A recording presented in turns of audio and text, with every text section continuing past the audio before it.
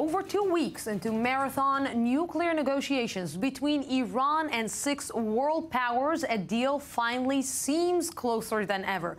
Though the United States State Department says there are still major issues to be resolved, many in Vienna today were pointing to an expected announcement tomorrow for an agreement that would bring sanctions relief to Iran in exchange for curbs in its nuclear program. But what exactly are the parameters for a deal that is in the works? First, we are going live to Vienna to our diplomatic correspondent, Ellie Hochenberg. Ellie, good evening. So finally, can we say that maybe tomorrow there will be any announcement about any deal?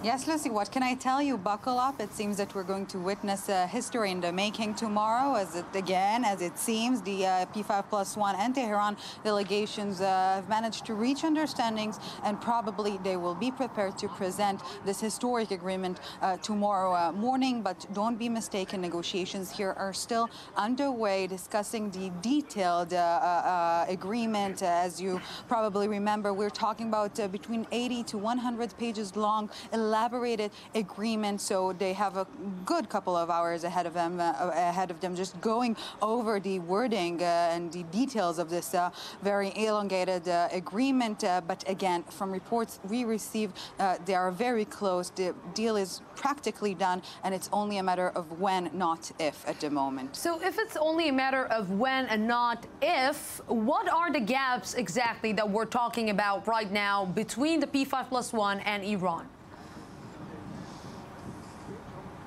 Well, as you said, some U.S. diplomats have been trying to cool down the atmosphere, saying there are still some outstanding, unresolved issues. But mainly, the main focus at the moment is the wording and details of this agreement. As we've been talking about throughout the last week, this detail is very, very specified, and they want that if and when they will get to the implementation phase, there will be no loose ends, no open questions, and now they have to go over to review what they have achieved by now on all different levels, the expert level, the diplomatic level, et cetera, to make sure that this is really the comprehensive agreement we've been waiting for so long. So this is the remaining time ahead of us until tomorrow morning. In the meantime, the British Foreign Minister left Vienna. He's supposed to come back here tomorrow. So this is what we're expected to see. But before we jump ahead, let's see what happened today in Vienna, probably the final day before the final agreement.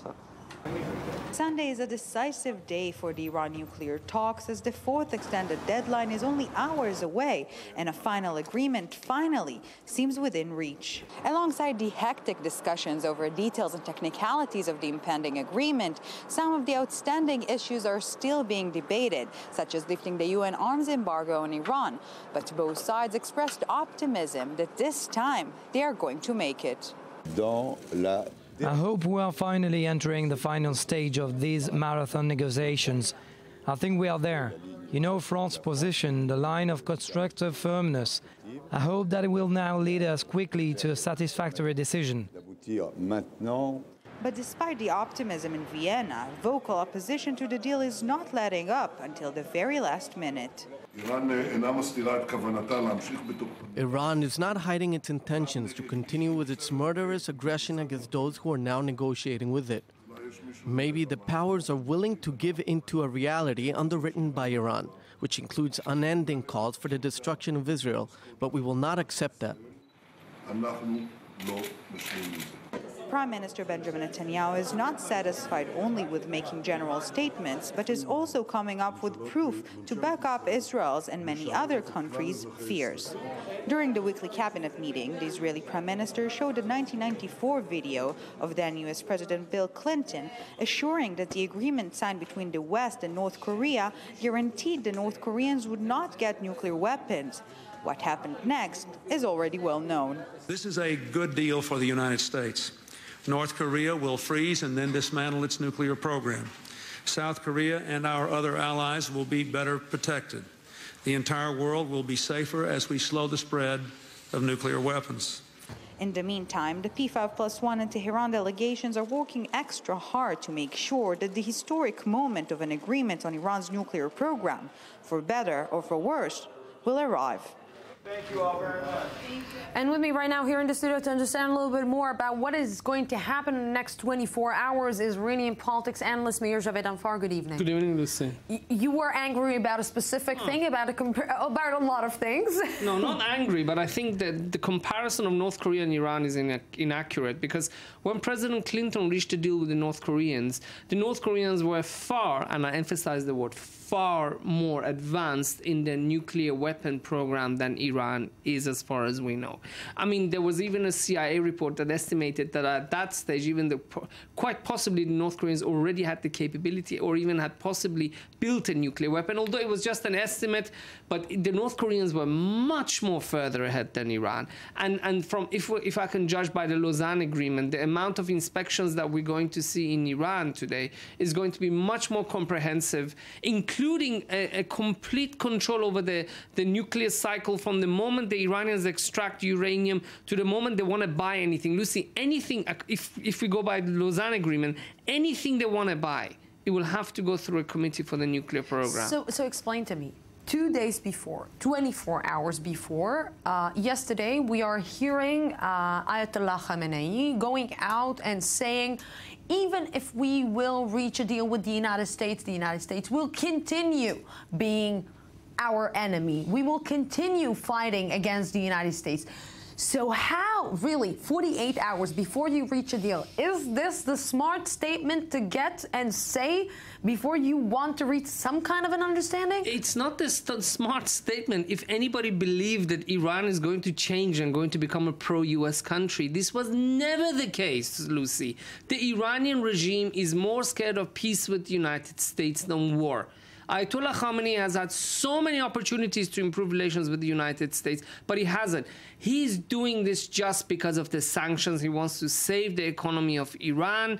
This was never about improving relations with the United States. I'm not as optimistic as many of my other colleagues who believe that this is the start of a beautiful friendship or there's going to be something. It is. I don't think it's going to happen. Because what? Because he's already starting to see that the Iranian people are starting to maybe put Barack Obama as their new savior? Let me just say, and I hope viewers can correct me if I'm wrong on social networks. I think if there's a deal, Barack Obama is probably going to be the most popular foreign politician in Iran.